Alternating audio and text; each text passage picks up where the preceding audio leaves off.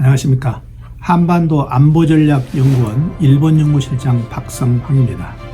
오늘은 한전연의 일본 극복 시리즈로서 네 번째 인물인 신격호 롯데그룹 창업주에 대해서 말씀을 드리겠습니다. 신격호 롯데그룹 창업주는 여러 가지 사업을 많이 벌리고 또 한국에 많은 공헌을 했습니다. 1세대로서 이병철 회장, 정주영 회장 등 1세대로서 작년에 돌아가셨는데 70년 동안 정열적으로 활동을 하시면서 롯데그룹은 물론이거니와 한국과 일본의 어떤 가교 역할을 하는데 지대한 공헌을 했습니다. 그래서 제가 오늘은 제일사업가들이 많이 있습니다. 코고롱 회장, MK택시의 유봉식, 그리고 소프트뱅크의 손마사요시, 손정희, 신한은행 창업주인 이희건 등등 일본에서 제일 실업가들이 많이 있는데 그 중에서도 1세대로서 신격호 회장에 대해서 본격적으로 말씀을 드리겠습니다. 여러분들이 제가 왜 극복 시리즈를 계속 하는가, 거기에 대해서 가끔 제 유튜브에 와서 보시는 분들이 있기 때문에 제가 부연 설명을 잠깐 해드리면, 한일 관계가 지금 그렇게 좋은 관계가 아니죠. 그리고 어차피 이웃 나라이기 때문에 일본에 대해서 어떻게 일본을 상대해야 되는가, 이게 굉장히 중요한 문제입니다.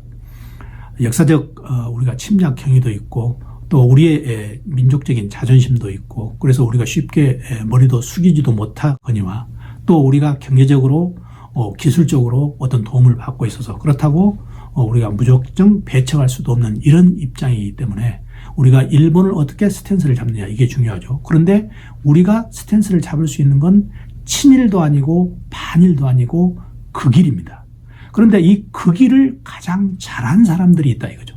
그래서 우리가 극일을 그럼 어떻게 해야 되는가, 거기에 대해서 질문을 하시는 분들이 많은데, 그러면 우리 조상 중에서, 우리 선배들 중에서 그 길을 가장 잘한 사람들을 우리가 보고 그 길을 따라가는 게 가장 쉬운 방법이 아닌가 해서 제가 지금 그 길에 모험되는 사례로서 안중근 의사, 그리고 삼성 이건희 회장, 그리고 구옥희 한국 골프 선수에 대해서 말씀드리고 이번에 신격호 회장에 대해서 말씀을 드리는 겁니다.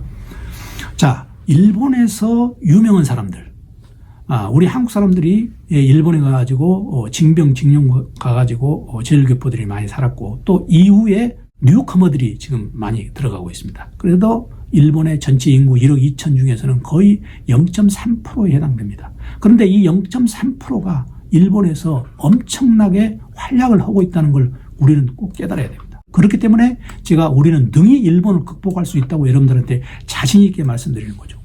자, 일본에서 가장 지금 돈 많은 사람이 누굽니까? 소프트뱅크의 손마사요시입니다. 자, 일본에서 가장 머리 좋은 사람이 누굽니까? 조치훈 기사였죠. 한때 일본 바둑계를 석권한 사람. 일본에서 가장 노래 잘하는 사람, 미소라 히바리라고 제일 한국계입니다. 그리고 운동선수들, 지난번에 구옥희 말씀드렸지만 또 하리모토 야구 선수, 이런 사람들이 각 계층에서 일본 사람들과 훨씬 불리한 조건에서 경쟁을 하면서도 뛰어난 성과를 보이는 건 우리 한민족의 우수성을 증명을 하고 있는 겁니다. 우리가 능히 일본을 극복할 수 있는 이런 차원에서 제가 여러분들한테 일본 극복 시리즈를 지금 보내고 있습니다. 그래서 오늘은 신격호 회장에 대해서 두 번에 걸쳐서 말씀을 드리는데, 오늘은 신격호 회장의 유소년 시기와 일본의 인연에 대해서, 그리고 일본에 건너가 가지고 어떻게 롯데그룹을 창립을 하고 어떻게 고난을 받으면서 일본 생활을 했는가에 대해서 말씀을 드리고, 다음 유튜브에서는 여러분들한테 일본에서 도대체 무엇을 배웠는가, 구체적으로 우리가 조금 더 심도 있게 들어가서 우리가 그 길을 해야 되니까 구체적으로 일본에서 무엇을 배워서 어떻게 지금 활용을 하고 있는가, 그리고 우리가 신격호 회장한테 본받을 점은 뭔가, 여기에 대해서 조금 더 심도 있게 여러분들한테 얘기를 드릴 예정입니다. 신격호 회장은 1922년생으로서 작년에 돌아가실 때 거의 99세에 돌아가셨는데, 시골에서 아주 부자도 아니고 그렇다고 아주 가난한 집안도 아닌 평범한 농촌 출신입니다. 그래서 유소년기에 일본 보통학교를 두 군데 다녔는데, 중학교까지 거기에서 성적은 중간 정도, 또 결석도 많이 했고 생활 기록부를 보면 자기가 실증 나는 데 대해서 굉장히 싫어했다. 그리고 태만하지는 않으나 어떤 실증 나는 부분에 대해서는 아주 싫어했다. 이런 생활 기록부가 나온 걸로 보면은 그렇게 특출한 인지는 아니었다고 봅니다.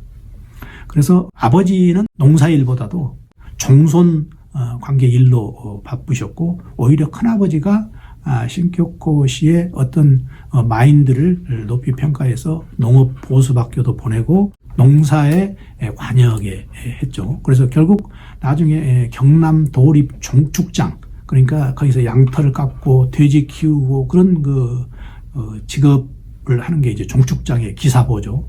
거기에 취직을 했고 또 빨리 결혼을 했는데 농사일에 그렇게 크게 흥미를 못 느꼈습니다. 그래서 원래 생활 기록부에도 있다시피 자기가 흥미를 못 느낀 부분은 아주 실증을 빨리 냈다. 그래서 농사에 실증을 내서 결국 자기가 그러면은 이 세상을 어떻게 살아나갈 건가 자기가 고민한 그때 도의를 결정을 합니다. 일본에 건너가는 걸 결정을 하게 되는 거죠. 그래서 일본에 건너간데 그 당시에 부인도 있었고 부모도 있었는데 그냥 가출을 하는 형식으로 건너갑니다. 돈 83행, 그 당시에 면석이 월급의 한 2배 정도 되는 거죠. 그걸 가지고 그냥 일본에 있는 초등학교 동창 하숙방에 가기 위해서 도의를 하는 겁니다. 일본에 건너갔을 때 처음에 시모노세키 부관 페리오 그 전신 배를 이용했겠죠. 내리자마자 일본 형사한테 걸려서 거기서 굉장히 많은 고초를 당합니다. 그러면서 제가 보기에는 거기에서 굉장히 한국에 대한 인식, 한국에 대한 의식, 어떤 한국인으로서 어떤 민족적인 자각이 거기서 들지 않았나 그런 생각이 듭니다. 그런데 그때 일본 경찰은 오는 사람들은 젊은 사람들은 거의 대부분 공산주의하고 연루가 되지 않았나 해서 굉장히 심한 고초를 주면서 신문을 했다고 합니다. 일본 사회에 적응을 했는데 처음에 와세다 중학교, 그러니까 중학교니까 지금 한국으로 보면 고등학교죠. 그리고 거기를 나와서 와세다 고등학교, 지금 같으면 와세다 공대 화학과 정도 되겠죠. 거기에 진학을 했습니다. 그런데 왜 공대에 진학을 하게 됐냐면 그 당시에 일본에서 국내에서 공대에 진학을 한 사람들은 징병에 끌려가지 않았습니다. 그래서 화학과에 들어가게 된 거죠. 당시 와세다는 여러분들도 잘 아시겠지만 교풍이 약간 리버럴하죠. 개방적입니다. 일본에는 크게 이제 사학계통을 대표하는 와세다하고 게이오가 있는데 게이오는 굉장히 관료주의적이고 굉장히 일본의 전통을 고수하는 그런 스타일이고 와세다는 지금 리버럴하고 외국인한테도 좀 개방적이죠. 그래서 와세다 출신 우리 유명한 사람들이 박태준 회장, 이병철 회장, 이건희 회장이 있죠. 하여튼 와세다에 가가지고 책을 굉장히 많이 읽었다. 그리고 공부를 많이 했다. 그런데 당연히 본인이 주경야독을 하는 그런 시스템이죠. 왜? 돈이 처음에 83명 가지고 갔기 때문에 당연히 본인이 학비를 벌어서 낮에 일을 하면서 밤에 공부하는 그런 스타일이었죠. 신문 배달, 우유 배달, 식당 허드렛 일 이런 걸 그냥 닥치는 대로 한 걸로 되어 있습니다. 신문 배달을 해가지고 성공한 사람들이 많죠. 잭 월치나 워런 버핏, 또 샘 월튼, 월트 디즈니 이런 사람들이 전부 다 자수성가로 해서 억만장자가 됐는데 전부 다 신문 배달 출신들입니다. 당시 대학 다닐 때 대학 초년병 시절에는 신격호 회장의 꿈이 뭐였냐면 작가였습니다. 특히 이제 문학을 좋아해서 괴테의 젊은 베르테르의 슬픔을 보고 굉장히 감명을 받아서 지금 롯데 상호도 그 젊은 베르테르에 나오는 여주인공 샤롯데에서 이 롯데에 지금 상호를 딴 거죠. 그 정도로 문학을 좋아했다. 그래서 본인은 대학 초기에는 사실 작가를 희망했다. 그런 나중에 고백이 있었습니다. 그 작가로서 기질이 많이 있죠. 입속의 연인이란 그 껌의 문구랄지, 그다음에 롯데리아에서는 리브샌드라는 햄버거 종류랄지, 이걸 전부 다 이런 것뿐만 아니고 여러 가지 이 아이디어를, 작가적인 아이디어를 신격호 회장이 직접 제출한 적도 많이 있었습니다. 그런데 이 사업으로서의 은인이 있습니다. 보물상과 전당포를 하고 있는 하게미스라는 노인이 있었는데 그 노인과 어떻게 알게 됐냐면은 신격호 회장이 어렸을 때 신문 배달, 우유 배달을 한다고 그랬죠. 이때 너무 성실하기 때문에 이 성실한 청년을 주의 깊게 본 사람이 하게미스라는 일본의 노인이 있었습니다. 일본 노인이 이 사람이 특히 또 와세다에서 화학과 다닌다고 그러니까 당신은 군수용 커팅 오일 공장을 한번 해볼 생각이 없느냐. 커팅 오일이라는 게 쇠를 자를 때 쓰는 오일이 커팅 오일이죠. 그 커팅 오일이 그렇게 비교적 어렵지 않다고 또 화학과 출신이기 때문에 당신은 능히 할 수 있다고 생각을 해서 그 사람이 자원을 댑니다. 5만행 내지 6만행을 되는데 그 당시 5만행, 6만행 굉장히 큰 돈이죠. 그래서 군수 공장을 지어서 동경의 오모리 쪽에 군수 공장을 지었는데 그게 폭격을 맞아서 없어지는 거죠. 그 다음에 이제 저쪽 동경 근방에 하치오지 근방에다가 다시 공장을 또 그 사람한테 돈을 또 빌려서 공장을 지었는데 그것마저도 폭격으로 화재가 나서 거의 이 빈털터리가 되죠. 그러는 가운데 전쟁이 끝납니다. 2차 세계대전이 끝났는데 그 당시에 모든 일본에 있는 동료들이 전부 다 한국으로 귀국을 하는 그런 러시가 있었는데 신격호 회장은 당시 자기가 하게미스 노인한테 엄청난 빚을 졌다. 그래서 이 빚을 갚아야 된다. 그래서 자기는 한국에 가기를 포기를 하고 일본에서 그 빚을 갚기 위해서 노력을 하는 그런 게 하나의 인생의 전환점이 됩니다. 자, 그래서 와세다를 졸업하고 나서 히카리 특수화학연구소라는 걸 찾습니다. 그런데 그게 뭐 버젓한 연구소가 아니고 거적대기를 몇 개 깔아놓고 거기서 큰 솥단지를 하나 걸쳐놓고 관련 재료를 거기다 놓고 저녁 내 삶아서 그걸 다시 자르면은 그게 세탁비누가 되고 세수비누가 되고 그런 아주 그 조잡한 그런 공장이었습니다. 그런데 그게 갈수록 그 당시 전후로 폐허의 세탁비누, 세수비누가 많이 팔려서 그게 이제 장사의 기반이 마련한 거죠. 그래서 거기서 결국 하게미스 노인한테 빈 빚을 거기서 다 갚고 또 거기 그 사람한테 이자로서 집 한 채까지 사주는 그런 영업적 마인드도 본인이 거기서 길렀습니다. 그런데 그 과정에서 친구가 그 당시에 미국이 1945년부터 6년 동안 일본을 군정 통치를 하게 되죠. 그러니까 미군이 당시 많았었는데 우리 한국도 마찬가지지만 미군들이 늘 껌하고 초콜릿을 많이 이렇게 주었잖아요. 그러면서 일본에서도 껌을 심는 그런 풍토가 있어가지고 친구가 와가지고 당신 화학가니까 이 껌을 한번 만들어봐라. 그래서 그 껌을 그때부터 만들기 시작한 겁니다. 그런데 이 껌이 다른 사람들은 껌을 보통으로 만들었지만 그 당시에 400개 껌을 만드는 회사가 있었다고 그래요. 그런데 신격호 회장은 그 껌을 좀 더 유생적으로 그리고 약제사까지 두어가지고 당시 껌의 재료가 굉장히 조잡했기 때문에 건강에 해칠 수가 있어서 이 품질 유지로 껌을 만들다 보니까 그게 정평이 나가지고 결국 껌 사업에서 일본을 석권하게 됩니다. 그래서 본격적으로 사업을 계속 확장을 하게 되죠.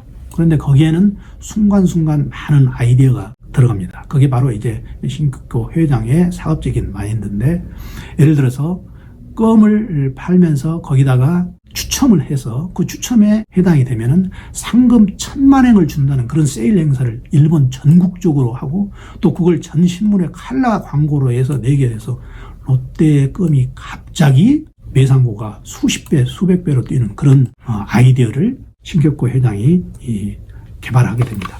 그래서 신격호 회장의 장점은 이런 본인이 그렇게 다른 사람보다 뛰어나지는 않지만 자기가 좋아하는 것에 대해서 전력을 다하고 그리고 거기에 굉장히 품질 우선으로 해서 일본의 유생관념에 맞게 그걸 적용을 했다는 거죠.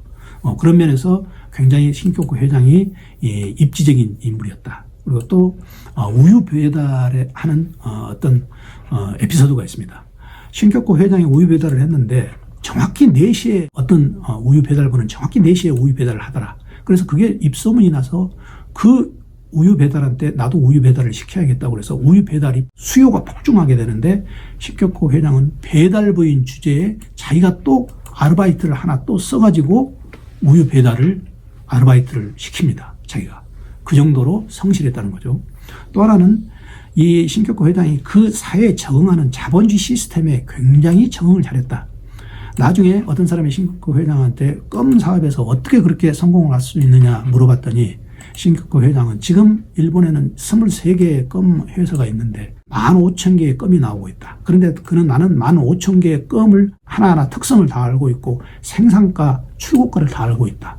굉장히 완벽주의죠. 그래서 결국 이런 열정이 신격호 회장의 장점이 아닌가 생각이 됩니다. 그래서 오늘은 신격호 회장의 도일 경위 그리고 롯데 껌의 산업에 들어가게 된 경위, 그동안에 일본에서 실패 과정, 여기에 대해서 집중적으로 살펴보고 다음 유튜브에서는 여러분들께 도대체 일본에서 어떤 점을 배웠고 일본으로부터 어떤 노하우를 배워서 롯데에 적용을 하게 됐는가, 그래서 일본을 극복했는가, 그 부분을 중점적으로 말씀을 드리고 배울 점은 뭐고 우리가 여기서 교훈을 얻어야 될 점은 뭔가에 대해서 말씀을 드리겠습니다. 지금까지 시청해 주셔서 고맙습니다.